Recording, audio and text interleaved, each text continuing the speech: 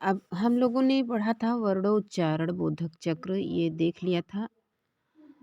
अब इसके बाद में देखते हैं यत्न निरूपणम। जो यत्न है जिसे प्रयत्न कहते हैं, यत्न का मतलब बोलने का तरीका।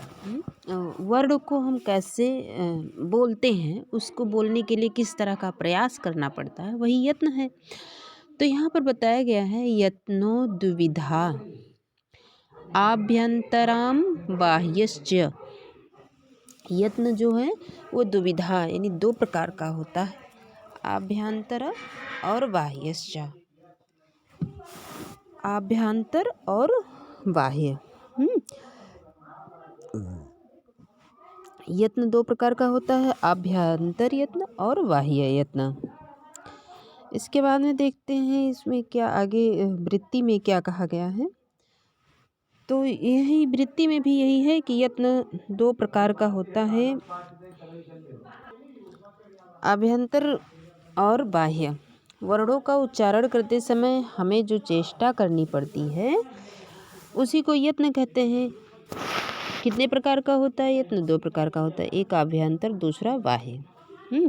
आभ्यंतर का मतलब क्या हुआ कि वर्ण के मुख से बाहर आने के पहले मुख के भीतर जो भी प्रयास किया जाता है उस अक्षर को बोलने का, उसको आभ्यंतर यत्न कहते हैं।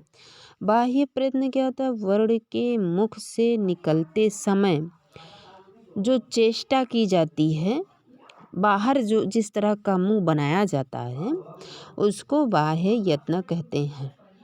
ठीक। अब इसके बाद में बताया गया कि आद्यः पंचधा। आद्या का मतलब पहला। पहला क्या? पहला बताया गया आभ्यंतर यत्न। तो जो आद्या है, आद्या मतलब पहले वाला यत्न है जिसको आभ्यंतर यत्न कहते हैं, वो पंचधा, वो 5 प्रकार का होता है। कौन कौन सा? तो बताया स्पृष्ट, ईसत स्पृष्ट, ईसत विव्रत, विव्रत संवृत भेदात। यानी स्पृष्ट, ईसत स्पृष्ट, ईसद विवृत, विवृत और संवृत के भेद से 5 प्रकार का होता है। तत्र स्पृष्टम प्रयत्नम स्पर्शानाम, ईसत स्पृष्टम अंतः स्थानम। तत्र माने उसमें स्पृष्ट प्रयत्नम, जो स्पृष्ट प्रयत्न है अर्थात जिसको बोलने में हम मुख के अंदर के सभी खंडों का स्पर्श करते हैं, वो स्पर्श यत्न हो जाता है।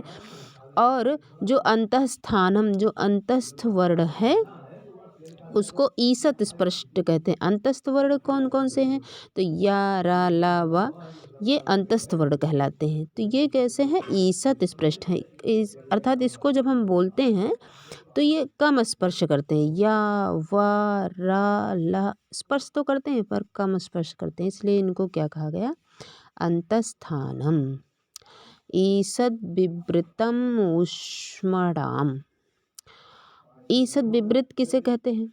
तो कहा ईसत विवृत। विवृत का मतलब होता है खुला हुआ, जिसको बोलने में मुंह हमारा खुल जाता है। ठीक।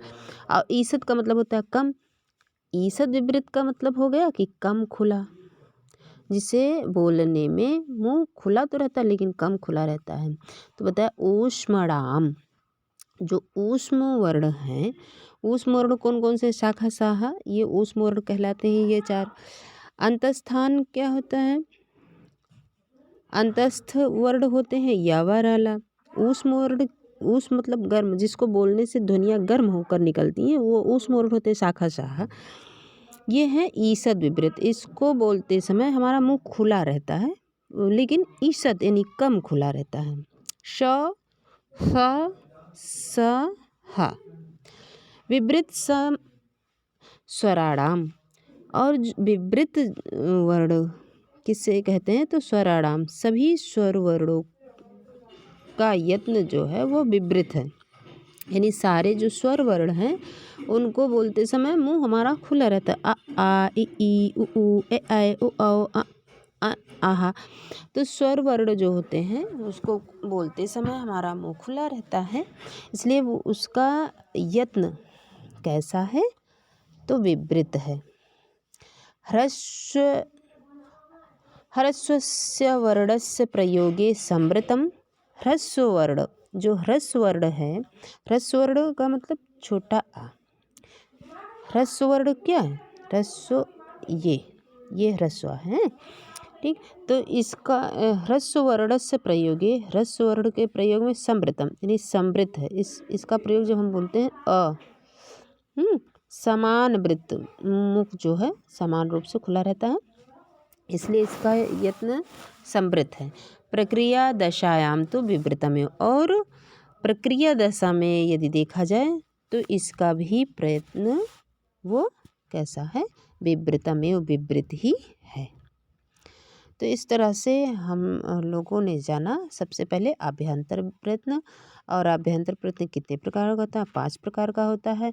स्पृष्ट, ईषत् स्पृष्ट, विवृत, ईषत् विवृत, संवृत के भेद से। और इन सभी 5 प्रकार में कौन कौन से वर्ण आते हैं इसको समझें हम।